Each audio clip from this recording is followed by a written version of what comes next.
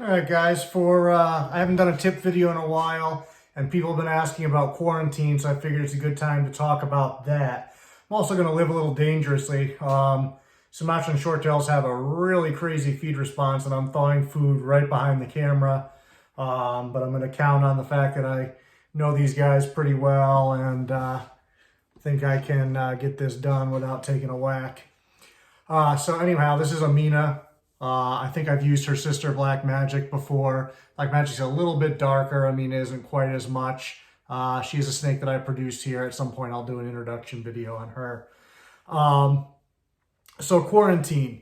A lot of quarantine is common sense, but sometimes it's really easy to forget things and to not really think about what we're doing or not realize simple things that we do are actually cross-contaminating everything. So to be really basic, quarantine is basically you get a new animal. Let's say this animal was new to you. You're bringing it in and you have other animals, other established animals in your collection. So you want to keep this animal as separate as possible. Ideally in a completely different room. If you have to use the same room, as far away as you can. Ideally, the different room is best because you don't even want them really sharing the same air in the beginning, just in case there are some issues. There's a lot of things nowadays. Quarantine, 20 years ago wasn't as big of a deal as it is now. There's a lot more floating around that we don't really understand. And it's not to say that these things weren't floating around in the past. We just weren't as aware of them. And now that we are, we really need to try to do our best. One of those is nidovirus, which, is definitely a huge issue. There's no cure for it at this point, and it can go through and wipe out your whole collection. So it's a pretty serious thing that you want to defend yourself against. And it's hard to defend against, and it's kind of changed. Quarantine used to be 60 days, and that was it. Now you probably want to do longer because now with things like that, you may not see symptoms for a long time. There really is no 100% fail-safe. Eventually, you have to take a risk. But definitely the longer, the better. So if you can do it for 90 or 120 days, all the better. Definitely, like I said, the longer you do it, the safer your animals are going to be. She keeps anchoring to the chair. Let's see if I do this, if she'll stay over there.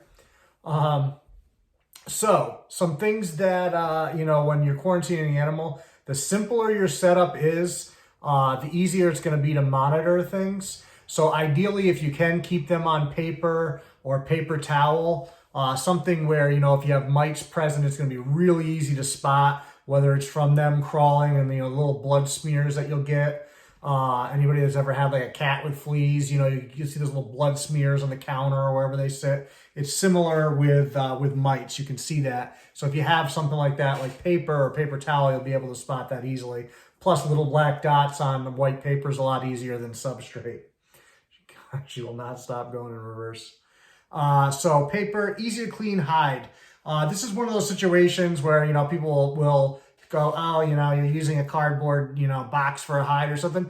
Not a terrible idea for quarantine. Something you can just throw away if it gets soiled and replace until you get them into their permanent setup, or some cheap plastic hide that's easy to wash. So that you don't have to worry about it. Something you can clean without having to go into, your other animals, things like that. The biggest things that people really don't think about when it comes to quarantine and cross-contamination is things like doorknobs, the handles to your faucet, and especially nowadays your cell phone.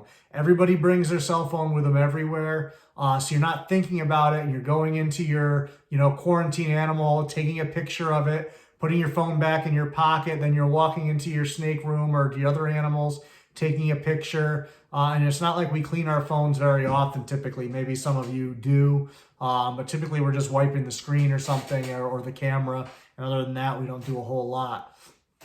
But regardless, it's best to leave your phone out of the quarantine area if you can. Also, not a bad idea to wear some latex gloves or something like that, something single use. When you handle that new animal, you can do that for a little bit. And then throw those away, and that way when you go to hand wash, you're not touching those things with your hands that are dirty. I keep several things of hand sanitizer around. That's also useful where, you have a separate hand sanitizer for your quarantine area. You can, I can see her in the camera coming up. You can, wash your hands with the hand sanitizer before you go wash your hands in the sink. Same thing goes with equipment. You want to use different equipment, a separate pair of feeding tongs, a separate hook if you're using a hook, have, separate cleaning supplies, a separate, I use chlorhexidine, so you'd want a separate bottle of chlorhexidine for that area, separate rolls of paper towels, separate towels if for some reason you're using those. Whatever you're using, you want everything to be completely separate. Also, it's advisable, in my opinion, if you have an animal in quarantine, to clean that animal last. After all your other animals are taken care of, then go in and do what you need to do with that animal at the end of the day. Then at least you'll jump in the shower or whatever it is, or clean up good, and just keep in mind what you're touching afterwards. So when we talk about length of quarantine, it's not really a given time frame. 60 days is a good base. Like I said, nowadays, 90 or 120 is probably better. And it absolutely is better the longer you go, as long as you have the animal in, a setup where it's comfortable and in a proper temperature and all that. Your husbandry's there. But when we talk about the number of days, if you are using a specific number of days, those are problem-free days. So if you get a new animal and it's in quarantine, and you notice after a week there's mites, you're not going to start that quarantine period officially as far as the countdown to letting this animal join your collection until it's problem-free. So until you go in there and you don't see any mites at all, then you would start your 60, 90, 120 days, whatever it is that you're doing. Same thing if you see signs of an RI, or you see signs of scale rot, or whatever it is, anything that makes you wonder, restart that clock. So even if you're on day 55 and all of a sudden something seems fishy, get that cleared up. And once you notice that whatever's fishy is no longer there, then you start that quarantine period over again. So there could be situations where a snake could be in quarantine for a very long time. I have a boa here. I don't like keeping boas and pythons in the same room if I can avoid it. So she's been in my living room for like 4 years now. She's never been in my snake room. She never will be.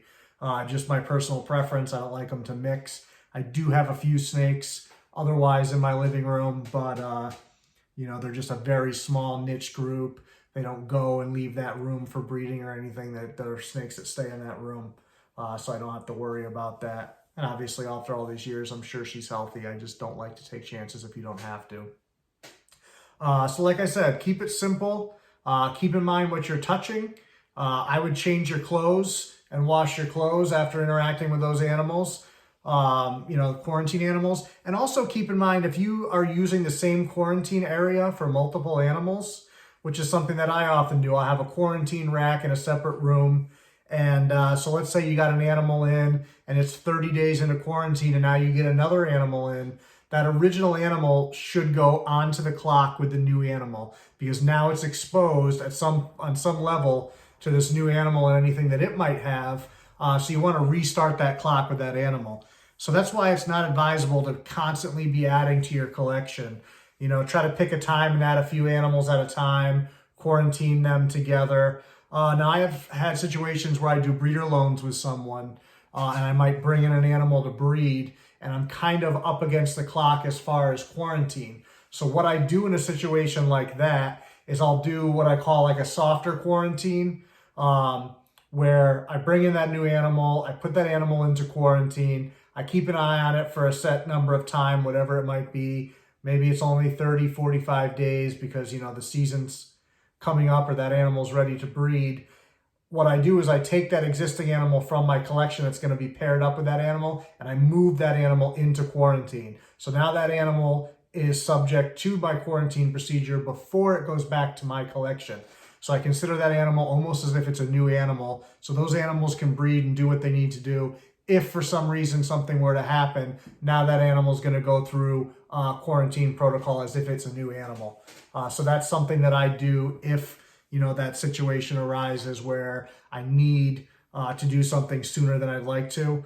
And I shouldn't say need, you don't ever need to, but there are times where you want to capitalize on, a female building follicles or whatever it is. So if you do run into that situation, that is a way that you can limit any potential issues, is to, remove your animal from your collection and put it into quarantine.